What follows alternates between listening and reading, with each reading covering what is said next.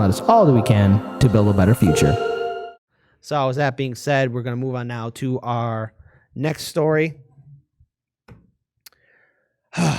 Daniel, you got a story for the people. What is going on? Okay, so today, I know it's been hard for the entire week, but the next two stories that I'm going to be covering, not negative.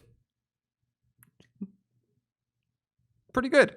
Yeah. I'll take it. Everything's been terrible this week. So I looked really hard to find some not terrible stories to keep everyone's mood up. So let's talk about it. Oh boy, what's going on? So there's a judge in Seattle who told the Seattle police that they should knock it off. And they're not doing a very good job. And they shouldn't be randomly targeting, pepper spraying, pepper bombing peaceful protesters. Oh no.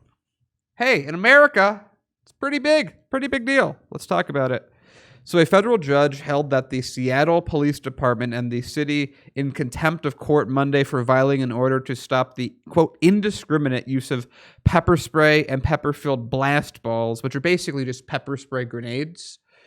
During Black Lives Matter protests, the U.S. Judge Richard Jones reviewed 4 protests in August and September and found 4, quote, clear violations of a previous order. Now, I didn't have this in this part of the article I'm reading, but if you go to the source, he also went into some that he thought were justified, if you want to kind of see where he's at on those.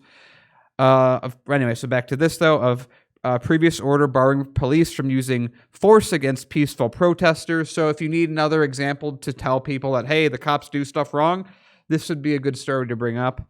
His 27-page order was filed in response to a motion by Black Lives Matter of King County.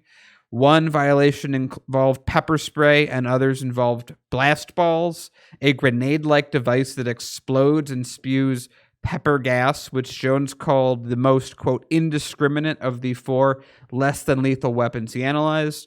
The Seattle Police Department has often hurled blast balls into crowds of protesters. In many cases, the accuracy of these baseball-sized throws is suspect. And then he followed up with, they pose a greater collateral danger to peaceful protesters and other projectiles. So we have a story of the judicial system saying, yeah, these people weren't doing anything wrong. They're doing the First Amendment stuff. I know a lot of people talk about the Second Amendment as if it's the only amendment, but there's also a First Amendment that has a lot of parts to it that, ironically, people most quote incorrectly when telling businesses that they want to wear masks. But that aside, we have a judge who has said that an order was broken and the police are in contempt of court. Again, in America, we don't ask for we ask for reasonable things, but at least here something is at least officially being said against the police department, and that's better than usual. So I wanted to talk about it.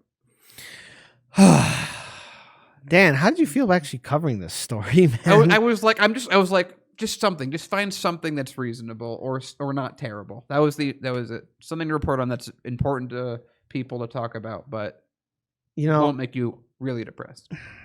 Also, maybe it's a little bit different, but everyone kind of be shocked about this. But it's been Black Lives Matter actually tweeted this out. It's been 32 days since they did an outreach to do a sit down with Kamala Harris and Biden, and the 2 people that hate them the most. Yeah, and they've got no response back either. And the thing is that it's interesting where we're going as a country in regards towards protests, police brutality, police corruption, strikes that are happening, and I'm wondering what 2021 is going to hold in store for us, because you know what I mean. Again, none of this has gone away. None of this is going to go away just because we got a brand new president. Things are going to change. No. Things are not going to go back to normal. Things are right now coming to a head where the whole system is falling apart, and we have a neoliberal economic system that's built on smoke and mirrors, and we all deserve so much more.